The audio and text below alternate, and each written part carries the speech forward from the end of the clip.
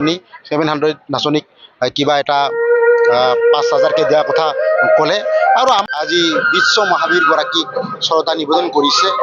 আমাৰ কাৰণে খুবেই ভাল লগা কথা। ইয়াত বিভিন্ন জাতি ধৰ্ম বৰ্ণ ভাষা নিৰ্বিশেষে বিভিন্ন জাতি জনগোষ্ঠী ৰাজনৈতিক দল অৰাজনৈতিক দল সকলোৱে মিলি একেলগে ঐক্যতাৰে আমাৰ মহান বীৰ গৰাকীক আমি সন্মান দিব পাৰিছোঁ। এইকাৰণে খুবেই ভাল লাগিছে। আৰু আমাৰ যি মুখ্য অতিথি ইতিমধ্যে মুখ্য অতিথিৰ ভাষণত তেখেতে আমাৰ জনগোষ্ঠীৰ কাৰণে যিখিনি কৰণীয় তেখেতে কৰাৰ প্ৰতিশ্ৰুতি প্ৰদান কৰিলে।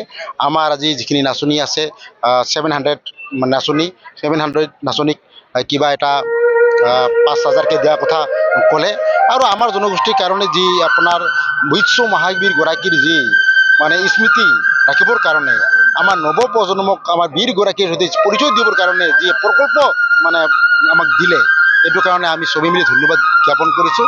আৰু ইয়াত সহযোগ কৰা প্ৰতিজন ব্যক্তিকে আপোনালোকৰ চেনেলৰ জৰিয়তে বহুত বহুত ধন্যবাদ জ্ঞাপন কৰিছোঁ।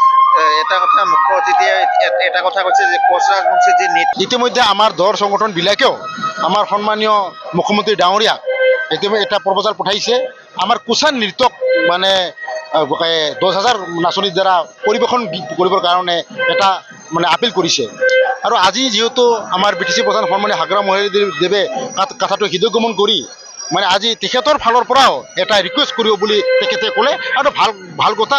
আমি আশা ৰাখিছোঁ নিশ্চয় আমাৰ BTC প্ৰধান হাগ্ৰা মহিলাৰ ৰিকুৱেষ্ট কৰিলে CMA নিশ্চয় মানিব আৰু আমাৰ 10-15 হাজাৰ নাচনী একেলগে আমি কুচান নৃত্য পৰিৱেশন কৰিব পাৰিম। ধন্যবাদ।